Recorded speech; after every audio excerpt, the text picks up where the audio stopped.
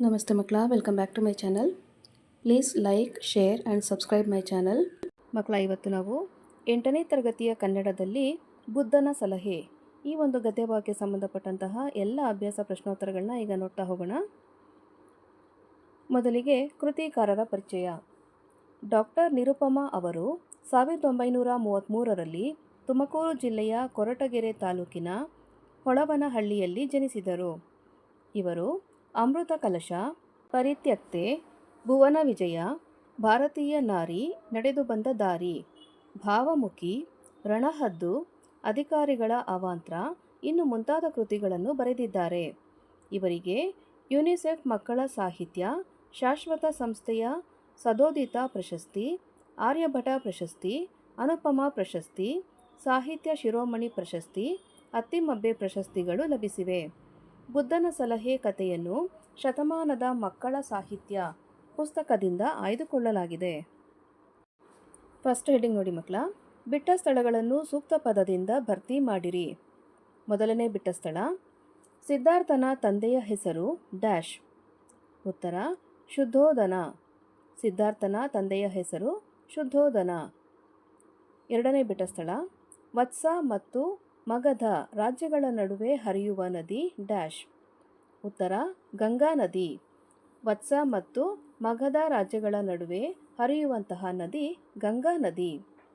ಬಿಟ್ಟ ಸ್ಥಳ 3, ವತ್ಸ ಮತ್ತು ಮಗಧ ರಾಜ್ಯಗಳ ನಡುವೆ ಶಾಂತಿ ನೆಲೆಸುವಂತೆ ಮಾಡಿದವರು ಡ್ಯಾಶ್.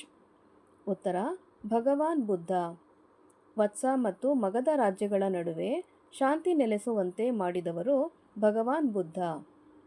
ಬಿಟ್ಟ ಸ್ಥಳ 4, ಬುದ್ಧನ ಸಲಹೆ ಪಾಠದ ಆಕರ ಕೃತಿ ಡ್ಯಾಶ್. ಉತ್ತರ ಶತಮಾನದ ಮಕ್ಕಳ ಸಾಹಿತ್ಯ. ಬುದ್ಧನ ಸಲಹೆ ಪಾಠದ ಆಕರ ಕೃತಿ ಶತಮಾನದ ಮಕ್ಕಳ ಸಾಹಿತ್ಯ. ನೆಕ್ಸ್ಟ್ ಹೆಡಿಂಗ್ ನೋಡಿ ಮಕ್ಕಳ. ಕೆಳಗಿನ ಪ್ರಶ್ನೆಗಳಿಗೆ ಒಂದು ವಾಕ್ಯದಲ್ಲಿ ಉತ್ತರಿಸಿರಿ. ಪ್ರಶ್ನೆ 1, ಗಂಗಾ ನದಿ ಯಾವ ಸಮುದ್ರವನ್ನು ಸೇರುತ್ತದೆ? ಉತ್ತರ ಗಂಗಾ ನದಿ ಬಂಗಾಳ ಸಮುದ್ರವನ್ನು ಸೇರುತ್ತದೆ. ಪ್ರಶ್ನೆ 2, ಬುದ್ಧನ ಪ್ರಕಾರ ನದಿ ನೀರಿಗಿಂತ ಹೆಚ್ಚು ಬೆಲೆಯುಳ್ಳದ್ದು ಯಾವುದು, ಏಕೆ? ಉತ್ತರ ಬುದ್ಧನ ಪ್ರಕಾರ ನದಿ ನೀರಿಗಿಂತ ಹೆಚ್ಚು ಬೆಲೆಯುಳ್ಳದ್ದು ಶಾಂತಿ. ಏಕೆಂದರೆ ಮನುಷ್ಯ ಸುಖಕ್ಕಾಗಿ ಜೀವಿಸಲು ನೀರು, ಗಾಳಿ, ಆಹಾರ ಎಲ್ಲವೂ ಮುಖ್ಯವಾದಂತೆ ಶಾಂತಿಯೂ ಅಷ್ಟೇ ಮುಖ್ಯವಾಗಿದೆ. ಪ್ರಶ್ನೆ 3, ಬುದ್ಧ ದೇವನು ಹೇಳುವಂತೆ ಜೀವನದಲ್ಲಿ ಸುಖ ಶಾಂತಿ ಸಿಗಬೇಕಾದರೆ ಏನು ಮಾಡಬೇಕು? ಉತ್ತರ ಬುದ್ಧ ದೇವನು ಹೇಳುವಂತೆ ಜೀವನದಲ್ಲಿ ಸುಖ ಶಾಂತಿ ಸಿಗಬೇಕಾದರೆ ಮಾನವರು ಪರಸ್ಪರ ಹಂಚಿಕೊಳ್ಳುವ ಗುಣವನ್ನು ಹೊಂದಬೇಕು. ಪ್ರಶ್ನೆ 4, ವತ್ಸ ಮತ್ತು ಮಗಧ ರಾಜ್ಯದವರು ಯುದ್ಧವನ್ನು ಏಕೆ ನಿಲ್ಲಿಸಿದರು? ಉತ್ತರ ಬುದ್ಧ ದೇವನು ಬೋಧಿಸಿದ ಶಾಂತಿಯ ಮಹತ್ವ ಅರಿತು ವತ್ಸ ಮತ್ತು ಮಗಧ ರಾಜ್ಯದವರು ಯುದ್ಧವನ್ನು ನಿಲ್ಲಿಸಿದರು. ನೆಕ್ಸ್ಟ್ ಹೆಡಿಂಗ್ ನೋಡಿ ಮಕ್ಕಳ. ಕೆಳಗಿನ ಪ್ರಶ್ನೆಗಳಿಗೆ 3-4 ವಾಕ್ಯಗಳಲ್ಲಿ ಉತ್ತರಿಸಿರಿ. ಪ್ರಶ್ನೆ 1, ವತ್ಸ ಮತ್ತು ಮಗಧ ರಾಜ್ಯದ ಜನರು ಗಂಗಾ ನದಿಯನ್ನು ತಾಯಿಯಂತೆ ಏಕೆ ಪೂಜಿಸುತ್ತಿದ್ದರು? ಉತ್ತರ ವತ್ಸ ಮತ್ತು ಮಗಧ ರಾಜ್ಯದ ನಡುವೆ ಗಂಗಾ ನದಿ ಹರಿಯುತ್ತಿತ್ತು. ಈ ನದಿಯ ನೀರಿನಿಂದ ಎರಡೂ ರಾಜ್ಯಗಳ ನೆಲ ಸಸ್ಯಶ್ಯಾಮಲವಾಗಿತ್ತು. ಎತ್ತ ನೋಡಿದರೂ ಹಸಿರು ತುಂಬಿ ಬೆಳೆ ಬೆಳೆದು ಸುಭಿಕ್ಷದಿಂದ ಜನರು ಸುಖವಾಗಿದ್ದ ಕಾರಣ ವತ್ಸ ಮತ್ತು ಮಗಧ ರಾಜ್ಯದ ಜನರು ಗಂಗಾ ನದಿಯನ್ನು ತಾಯಿಯಂತೆ ಪೂಜಿಸುತ್ತಿದ್ದರು. ಪ್ರಶ್ನೆ 2, ವತ್ಸ ಮತ್ತು ಮಗಧ ರಾಜ್ಯಗಳ ನಡುವೆ ದ್ವೇಷ ಏಕೆ ಹೆಚ್ಚಾಯಿತು? ಉತ್ತರ ಗಂಗಾ ನದಿಯ ಮೇಲೆ ತಮ್ಮ ಸಂಪೂರ್ಣ ಅಧಿಕಾರ ಸ್ಥಾಪಿಸುವ ಸಲುವಾಗಿ ವತ್ಸ ಮತ್ತು ಮಗಧ ರಾಜ್ಯಗಳ ಜನರಲ್ಲಿ ಕ್ರಮೇಣ ಸ್ವಾರ್ಥ ಆವರಿಸಿತು. ಈ ಕಾರಣದಿಂದಾಗಿ ಎರಡೂ ರಾಜ್ಯಗಳ ನಡುವೆ ದ್ವೇಷ ಹೆಚ್ಚಾಯಿತು. ಪ್ರಶ್ನೆ 3, ಬುದ್ಧನು ಹೇಳುವಂತೆ ದ್ವೇಷ ದುಃಖವನ್ನು ಹೇಗೆ ಹೆಚ್ಚಿಸುತ್ತದೆ? ಉತ್ತರ ಬುದ್ಧನು ಹೇಳುವಂತೆ ನೀವು ದ್ವೇಷದಿಂದ ದ್ವೇಷವನ್ನು ಜಯಿಸಲು ಹೋದರೆ ಕೊನೆಗೆ ನಿಮಗೆ ಉಳಿಯುವುದು ಈರ್ಷ್ಯೆಯೇ. ಇವುಗಳಿಂದ ಜೀವಿಗಳಿಗೆ ದುಃಖವೇ ಹೊರತು ಸುಖವಲ್ಲ. ಈಗ ಸುಖವಾಗಿರುವ ನೀವು ದುಃಖ ತಂದುಕೊಳ್ಳುವ ಮಾರ್ಗ ಇದು ಎಂದರು. ಪ್ರಶ್ನೆ 4, ಬುದ್ಧ ದೇವನು ವತ್ಸ ಮತ್ತು ಮಗಧ ರಾಜ್ಯಗಳ ನಡುವಿನ ಯುದ್ಧವನ್ನು ಏಕೆ ತಪ್ಪಿಸಿದರು? ಉತ್ತರ: ಸರ್ವರಿಗೂ ಮೀಸಲಾಗಿರುವ ನೆಲ ಜಲಗಳನ್ನು ಹಂಚಿಕೊಂಡಾಗ ಮಾನವರು ವಿವೇಕವನ್ನು ಕಳೆದುಕೊಂಡು ಯುದ್ಧಕ್ಕೆ ಸನ್ನದ್ಧರಾಗುತ್ತಾರೆ. ಈ ಯುದ್ಧಗಳಿಂದ ಅಪಾರ ಸಾವು ನೋವು ಉಂಟಾಗಿ ಬದುಕು ನರಕವಾಗಿ ಬಿಡುತ್ತದೆ ಎಂಬ ಸತ್ಯವನ್ನು ಮರೆತು ಬಿಡುತ್ತಾರೆ. ಅದಕ್ಕಾಗಿ ಬದುಕಲು ಗಾಳಿ, ನೀರು, ಆಹಾರದಂತೆ ಸುಖ, ಶಾಂತಿ, ನೆಮ್ಮದಿ ಅಗತ್ಯವಾಗಿ ಬೇಕು ಎಂದು ಅರಿತ ಬುದ್ಧದೇವನು ಯುದ್ಧವನ್ನು ತಪ್ಪಿಸಿದನು. ನೆಕ್ಸ್ಟ್ ಹೆಡ್ಡಿಂಗ್ ನೋಡಿ ಮಕ್ಕಳ. ಕೆಳಗಿನ ಪ್ರಶ್ನೆಗಳಿಗೆ 8-10 ವಾಕ್ಯಗಳಲ್ಲಿ ಉತ್ತರಿಸಿರಿ. ಪ್ರಶ್ನೆ 1. ವತ್ಸ ಮತ್ತು ಮಗಧ ರಾಜ್ಯಗಳು ಯುದ್ಧ ಮರೆತು ಶಾಂತಿಯಿಂದ ನೆಲೆಸಿದುದು ಹೇಗೆ? ಉತ್ತರ: ವತ್ಸ ಮತ್ತು ಮಗಧ ರಾಜ್ಯಗಳು ಗಂಗಾ ನದಿಯ ಮೇಲೆ ತಮ್ಮ ಹಕ್ಕು ಸ್ಥಾಪಿಸುವ ಸಲುವಾಗಿ ದ್ವೇಷ, ಅಸೂಯೆಗಳಿಂದ ಪರಸ್ಪರ ಹೋರಾಟಕ್ಕೆ ಸಿದ್ಧರಾದರು.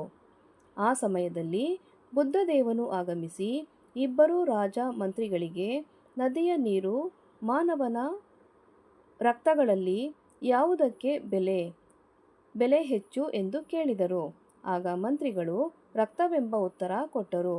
ಹಾಗಾದರೆ ನದಿ ನೀರಿಗಾಗಿ ಅಮೂಲ್ಯವಾದ ರಕ್ತ ಹರಿಸಲು ಏಕೆ ಸಿದ್ಧರಾಗಿದ್ದೀರಿ?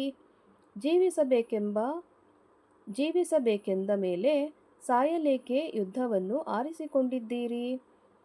ಇವೆಲ್ಲವನ್ನು ಬಿಟ್ಟು ಶಾಂತಿ ಬೆಳೆಸಿಕೊಳ್ಳಿ, ವಿವೇಕದಿಂದ ವರ್ತಿಸಿರಿ. ಪ್ರಕೃತಿ ಸಂಪತ್ತನ್ನು ಹಂಚಿಕೊಂಡಾಗ ಎಲ್ಲರಿಗೂ ಸುಖ, ಶಾಂತಿ ಸಿಗುತ್ತದೆ ಎಂದು ಬುದ್ಧದೇವ ತಿಳಿಸಿದಾಗ ವತ್ಸ ಮತ್ತು ಮಗಧ ರಾಜ್ಯಗಳು ಯುದ್ಧ ಮರೆತು ಶಾಂತಿಯಿಂದ ನೆಲೆಸಿದರು. ಪ್ರಶ್ನೆ 2. ಬದುಕಿನಲ್ಲಿ ಸುಖ, ಶಾಂತಿ, ನೆಮ್ಮದಿಗಳನ್ನು ಕಂಡುಕೊಳ್ಳುವುದು ಹೇಗೆ? ಚರ್ಚಿಸಿ. ಉತ್ತರ: ಬದುಕಿನಲ್ಲಿ ಸುಖ, ಶಾಂತಿ, ನೆಮ್ಮದಿಗಳನ್ನು ಕಂಡುಕೊಳ್ಳಲು ಮಾನವರು ಕೊಡಮಾಡಿದ ಪ್ರಾಕೃತಿಕ ಸಂಪತ್ತನ್ನು ಬಳಸಿಕೊಂಡು ಸಮೃದ್ಧಿಯ ಜೀವನ ನಡೆಸಬೇಕು. ಇಲ್ಲದಿದ್ದರೆ ಸ್ವಾರ್ಥ, ದ್ವೇಷ ತುಂಬಿದ ದುರಾಸೆ ಬದುಕು ನಮ್ಮನ್ನು ನಾಶ ಮಾಡುತ್ತದೆ. ಎಲ್ಲ ಕಾಲದಲ್ಲಿಯೂ ಪರಿಸ್ಥಿತಿಯನ್ನು ಅರಿತು ಬದುಕಬೇಕು. ಒಳಿತು ಕೆಡುಕುಗಳ ಬಗ್ಗೆ ತಾಳ್ಮೆಯಿಂದ ತೀರ್ಮಾನ ಕೈಗೊಳ್ಳಬೇಕು. ಪರಸ್ಪರ ಹಂಚಿಕೊಂಡು ತಿನ್ನುವ, ಇನ್ನೊಬ್ಬರ ಕಷ್ಟದಲ್ಲಿ ಭಾಗಿಯಾಗುವ, ವಿವೇಕದಿಂದ ವರ್ತಿಸುವ, ಸೌಹಾರ್ದಯುತವಾಗಿ ಬಾಳುವ, ಶಾಂತಿಯು ನೆಲೆಸುವಂತೆ ಮಾಡುವುದರಿಂದ ಬದುಕಿನಲ್ಲಿ ಸುಖ, ಶಾಂತಿ, ನೆಮ್ಮದಿಗಳನ್ನು ಕಂಡುಕೊಳ್ಳಬಹುದು. ನೆಕ್ಸ್ಟ್ ಹೆಡಿಂಗ್ ನೋಡಿ ಮಕ್ಕಳ. ಸಂದರ್ಭದೊಡನೆ ವಿವರಿಸಿರಿ. ಸಂದರ್ಭ 1. ಮನುಷ್ಯನ ರಕ್ತ ನದಿ ನೀರಿಗಿಂತ ಬೆಲೆಯುಳ್ಳದ್ದು. ಉತ್ತರವನ್ನು ನೋಡಿ. ಈ ವಾಕ್ಯವನ್ನು ನಿರುಪಮಾ ಅವರು ಬರೆದಿರುವ ಶತಮಾನದ ಮಕ್ಕಳ ಸಾಹಿತ್ಯ ಎಂಬ ಕೃತಿಯಿಂದ ಆಯ್ದ ಬುದ್ಧನ ಸಲಹೆ ಎಂಬ ಗದ್ಯಭಾಗದಿಂದ ಆರಿಸಿಕೊಳ್ಳಲಾಗಿದೆ. ಈ ಮಾತನ್ನು ವತ್ಸ ಮತ್ತು ಮಗಧ ರಾಜ್ಯದ ಜನರು ಭಗವಾನ್ ಬುದ್ಧದೇವನಿಗೆ ಹೇಳುತ್ತಾರೆ. ಎರಡೂ ರಾಜ್ಯದ ಜನರು ನದಿ ನೀರಿಗಾಗಿ ಯುದ್ಧಕ್ಕೆ ಸಿದ್ಧರಾದಾಗ ಬುದ್ಧನು ನದಿಯ ನೀರು, ಮಾನವನ ರಕ್ತ ಇವೆರಡರಲ್ಲಿ ಯಾವುದಕ್ಕೆ ಹೆಚ್ಚು ಬೆಲೆಯಿದೆ ಎಂದು ಪ್ರಶ್ನಿಸಿದಾಗ ಎರಡೂ ರಾಜ್ಯದ ಜನರು ಮನುಷ್ಯನ ರಕ್ತ ನದಿ ನೀರಿಗಿಂತಲೂ ಬೆಲೆಯುಳ್ಳದ್ದು ಎಂದು ತಿಳಿಸುವ ಸಂದರ್ಭದಲ್ಲಿ ಈ ಮೇಲಿನ ಮಾತು ಬಂದಿದೆ. ಸಂದರ್ಭ 2. ನೀವು ಜೀವಿಸಬೇಕೆಂದಿದ್ದೀರಲ್ಲವೇ, ಮತ್ತೆ ಸಾಯಲೇಕೆ ಸಿದ್ಧರಾಗಿದ್ದೀರಿ? ಈ ವಾಕ್ಯವನ್ನು ನಿರುಪಮಾ ಅವರು ಬರೆದಿರುವ ಶತಮಾನದ ಮಕ್ಕಳ ಸಾಹಿತ್ಯ ಎಂಬ ಕೃತಿಯಿಂದ ಆಯ್ದ ಬುದ್ಧನ ಸಲಹೆ ಎಂಬ ಗದ್ಯಭಾಗದಿಂದ ಆರಿಸಿಕೊಳ್ಳಲಾಗಿದೆ. ಈ ಮಾತನ್ನು ಭಗವಾನ್ ಬುದ್ಧದೇವನು ವತ್ಸ ಮತ್ತು ಮಗಧ ರಾಜ್ಯದ ಜನರಿಗೆ ಹೇಳುತ್ತಾರೆ. ಪ್ರಕೃತಿ ಸರ್ವಮಾನವರಿಗೂ ನೀಡಿರುವ ಎಲ್ಲ ವಸ್ತುಗಳನ್ನು ಸಮಾನವಾಗಿ ಹಂಚಿಕೊಂಡಾಗ ಎಲ್ಲರಿಗೂ ಸುಖ, ಶಾಂತಿ ಸಿಗುತ್ತದೆ. ಪ್ರಕೃತಿ ಜೀವಿಗಳಿಗೆ ವರವೇ ಹೊರತು ಶಾಪವಲ್ಲ ಎಂದು ಬುದ್ಧನು ತಿಳಿಸುವ ಸಂದರ್ಭದಲ್ಲಿ ಈ ಮೇಲಿನ ಮಾತು ಬಂದಿದೆ. ಸಂದರ್ಭ 3. ಪ್ರಕೃತಿ ಜೀವಿಗಳಿಗೆ ವರವೇ ಹೊರತು ಶಾಪವಲ್ಲ. ಉತ್ತರ: ಈ ವಾಕ್ಯವನ್ನು ನಿರುಪಮಾ ಅವರು ಬರೆದಿರುವ ಶತಮಾನದ ಮಕ್ಕಳ ಸಾಹಿತ್ಯ ಎಂಬ ಕೃತಿಯಿಂದ ಆಯ್ದ ಬುದ್ಧನ ಸಲಹೆ ಎಂಬ ಗದ್ಯಭಾಗದಿಂದ ಆರಿಸಿಕೊಳ್ಳಲಾಗಿದೆ. ಈ ಮಾತನ್ನು ಭಗವಾನ್ ಬುದ್ಧದೇವನು ವತ್ಸ ಮತ್ತು ಮಗಧ ರಾಜ್ಯದ ಜನರಿಗೆ ಹೇಳುತ್ತಾರೆ. ಪ್ರಕೃತಿ ಸರ್ವಮಾನವರಿಗೂ ನೀಡಿರುವ ಎಲ್ಲ ವಸ್ತುಗಳನ್ನು ಸಮಾನವಾಗಿ ಹಂಚಿಕೊಂಡಾಗ ಎಲ್ಲರಿಗೂ ಸುಖ ಶಾಂತಿ ಸಿಗುತ್ತದೆ. ಪ್ರಕೃತಿ ಜೀವಿಗಳಿಗೆ ವರವೇ ಹೊರತು ಶಾಪವಲ್ಲ ಎಂದು ಬುದ್ಧನು ತಿಳಿಸುವ ಸಂದರ್ಭದಲ್ಲಿ ಈ ಮೇಲಿನ ಮಾತು ಬಂದಿದೆ. ನೆಕ್ಸ್ಟ್ ನೋಡಿ ಮಕ್ಕಳ, ಭಾಷಾಭ್ಯಾಸದಲ್ಲಿ ಫಸ್ಟ್ ಹೆಡ್ಡಿಂಗು ಸ್ವರಾಕ್ಷರಗಳಿಂದ ಆರಂಭಗೊಳ್ಳುವ ಪದಗಳನ್ನು ಬುದ್ಧನ ಸಲಹೆ ಪಾಠದಿಂದ ಆಯ್ದು ಅವುಗಳನ್ನು ಅಕಾರಾದಿಯಾಗಿ ಜೋಡಿಸಿ ಬರೆಯಿರಿ. ಉದಾಹರಣೆಯಂತೆ ಬರಿಬೇಕಾಗತ್ತೆ ನೋಡಿ ಮಕ್ಕಳ. ಅದನ್ನು, ಅದೇ, ಅಪಾರ, ಅಷ್ಟೇ, ಅವುಗಳನ್ನು, ಅರಸು, ಅವರಿಬ್ಬರು, ಅಧಿಕಾರ, ಅವರು, ಅನ್ನ, ಅಂದಿನಿಂದ, ಅಲ್ಲಿಗೆ, ಅಸೂಯೆ, ಅಮೂಲ್ಯವಾದ, ಅವರೆಲ್ಲರೂ, ಅದಕ್ಕಿಂತಲೂ, ಆಹಾರ, ಆದರೆ, ಆಳುತ್ತಿದ್ದರು, ಆವರಿಸಿತು, ಆತ, ಇವರೆಲ್ಲರೂ, ಇವುಗಳಿಂದ, ಇತರ, ಇವೆರಡರಲ್ಲಿ, ಈ, ಈಗ, ಉತ್ತವಿತ್ತರು, ಉಂಟಾಯಿತು, ಉಪಯೋಗ, ಊರಿಗೆ, ಎರಡು, ಎಲ್ಲರಿಗೂ, ಏಕೆ, ಒಕ್ಕೊರಲಿನಿಂದ. ಇವಿಷ್ಟನ್ನು ಸ್ವರಾಕ್ಷರಗಳಿಂದ ಆರಂಭಗೊಳ್ಳುವಂತಹ ಪದಗಳು. ಎಲ್ಲಿಂದ ಮಕ್ಕಳ? ಬುದ್ಧನ ಸಲಹೆ ಪಾಠದಿಂದ ಅಲ್ವಾ? ನೆಕ್ಸ್ಟ್ ನೋಡಿ ಮಕ್ಕಳ, ಕೆಳಗಿನ ಪದಗಳಿಗೆ ವಿರುದ್ಧಾರ್ಥಕ ಪದಗಳನ್ನು ಬರೆಯಿರಿ.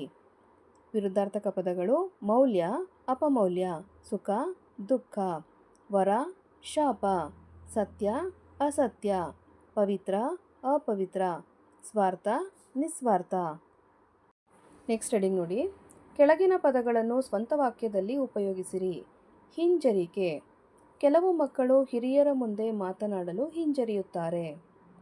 ವಿವೇಕ: ವಿದ್ಯೆ ಇದ್ದವರಿಗೆ ವಿವೇಕ ಹೆಚ್ಚಾಗಿರುತ್ತದೆ. ಸ್ವಾರ್ಥ: ಕೆಲವರು ತಮ್ಮ ಸ್ವಾರ್ಥಕ್ಕಾಗಿ ಕೆಟ್ಟ ಕೆಲಸ ಮಾಡುತ್ತಾರೆ. ಸುಖ ಶಾಂತಿ: ಸಂಸಾರದಲ್ಲಿ ಸುಖ ಶಾಂತಿ ಇರಬೇಕು. ಸುಭಿಕ್ಷೆ: ವತ್ಸ ಮತ್ತು ಮಗಧ ರಾಜ್ಯಗಳು ಸುಭಿಕ್ಷವಾಗಿದ್ದವು. ಸಸ್ಯಶ್ಯಾಮಲ: ಭದ್ರಾ ನದಿಯ ನೀರಿನಿಂದ ನಮ್ಮ ಗದ್ದೆ ತೋಟಗಳು ಸಸ್ಯಶ್ಯಾಮಲವಾಗಿವೆ. ಮಕ್ಕಳ, ಇಲ್ಲಿಗೆ ಬುದ್ಧನ ಸಲಹೆ ಗದ್ಯ ಭಾಗಕ್ಕೆ ಸಂಬಂಧಪಟ್ಟಂತಹ ಅಭ್ಯಾಸ ಪ್ರಶ್ನೋತ್ತರಗಳು ಮುಕ್ತಾಯಗೊಂಡಿವೆ. ಈ ಒಂದು ವಿಡಿಯೋ ನಿಮಗೆ ಇಷ್ಟ ಆದಲ್ಲಿ ದಯವಿಟ್ಟು ನಮ್ಮ ಚಾನಲ್ನ ಲೈಕ್ ಮಾಡಿ, ಶೇರ್ ಮಾಡಿ, ಸಬ್ಸ್ಕ್ರೈಬ್ ಮಾಡಿಕೊಂಡು ನಾವು ಹಾಕುವಂಥ ಎಲ್ಲ ವಿಡಿಯೋನ ನೋಡ್ತಾ ನಮ್ಮನ್ನು ಎನ್ಕರೇಜ್ ಮಾಡ್ತಾ ಹೋಗಿ ಮಕ್ಕಳ. Thank you for watching. Bye bye.